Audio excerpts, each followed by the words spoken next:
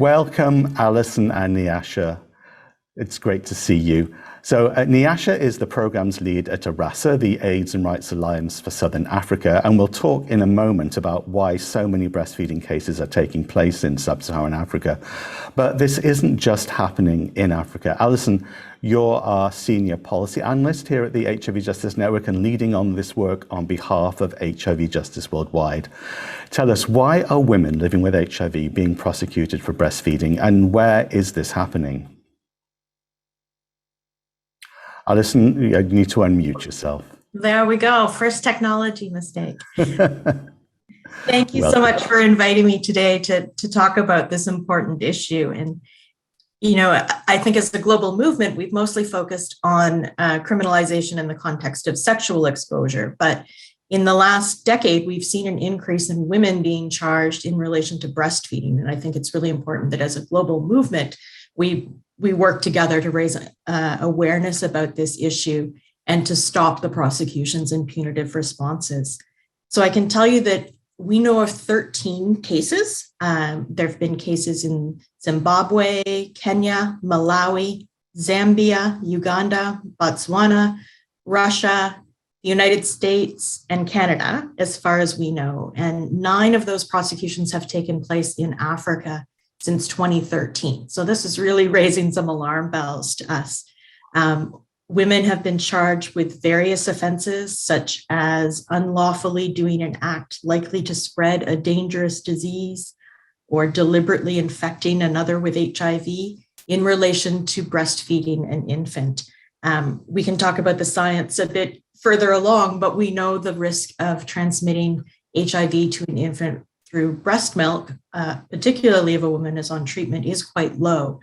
So we have to assume that these prosecutions come more from an overreaction to an exaggerated threat based on HIV-related stigma, misinformation about HIV transmission, as well as the fact that the burden of preventing transmission to children is placed on the shoulders of women. And we know in many contexts, women are surveilled and judged very harshly for actions related to their children.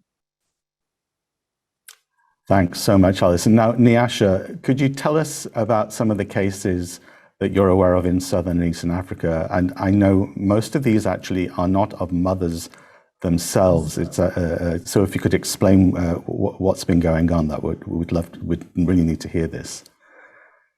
Thank you so much, Edwin, for allowing me on your sofa this evening.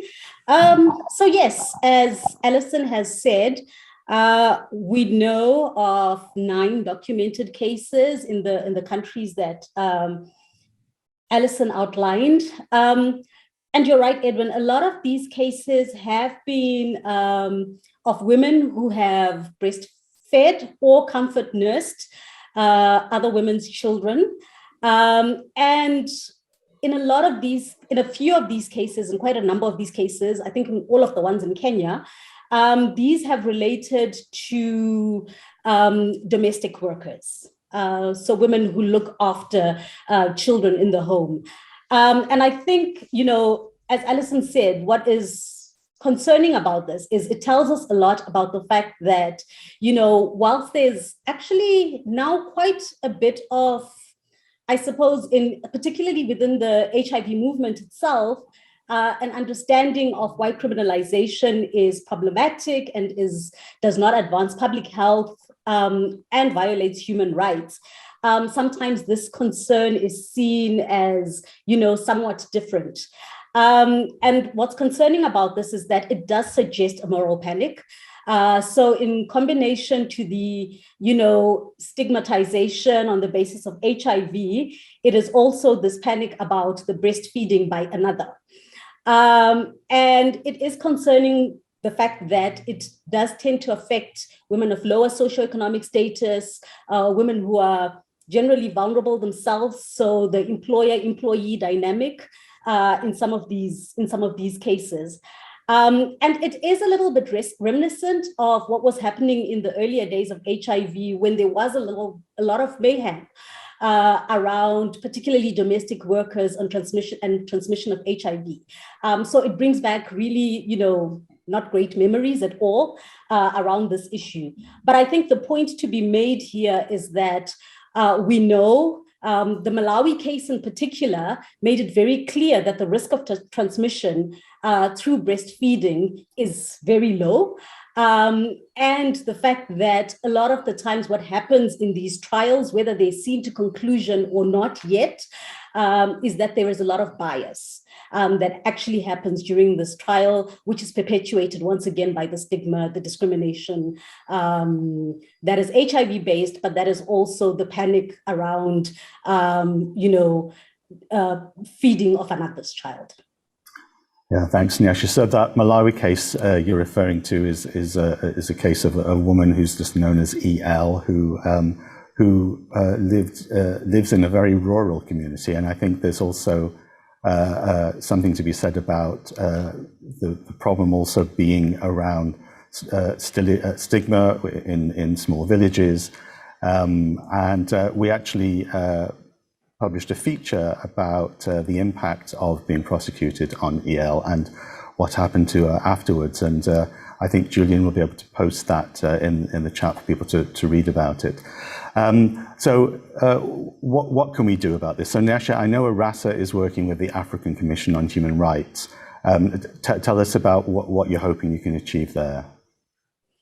Sure, Edwin. So this was actually a submission taken to the African Commission, the Committee on HIV, through the Africa-based steering committee members of the HIV Justice Worldwide, so the Southern Africa Litigation Center and ARASA, and is really a request for the Commission to pronounce itself on the issue of HIV criminalization in the context of breastfeeding.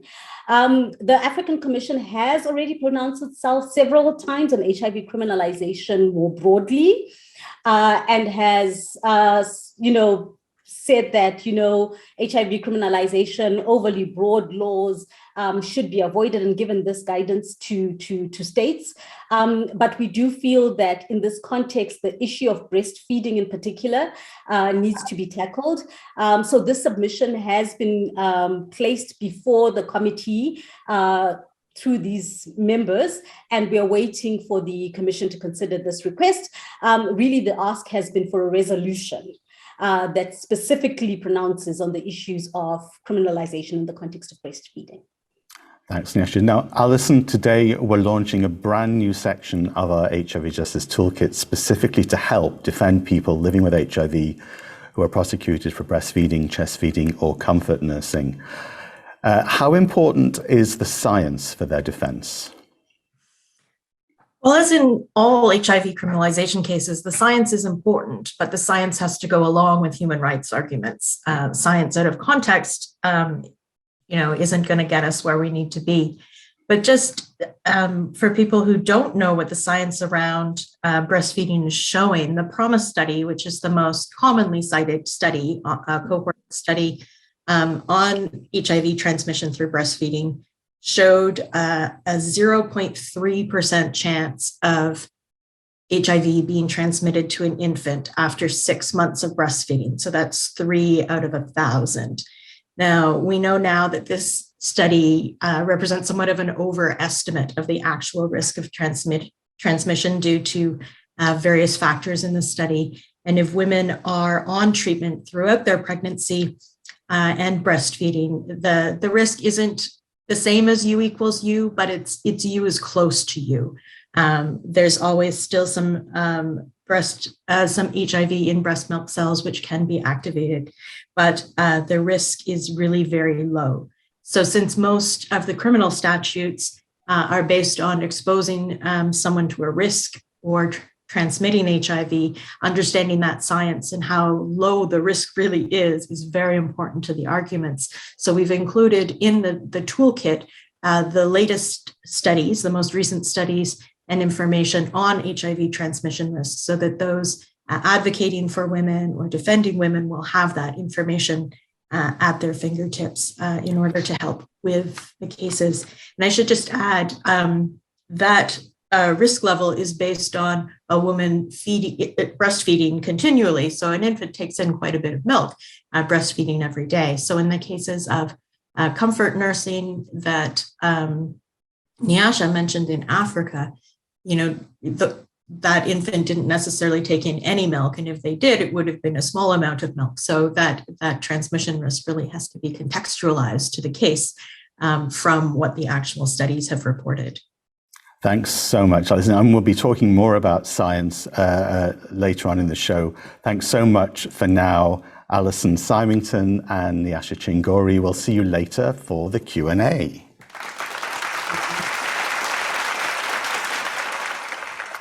So, as we've heard, advances in HIV science can be helpful when used carefully as part of a defense, but do scientific advances always help our cause?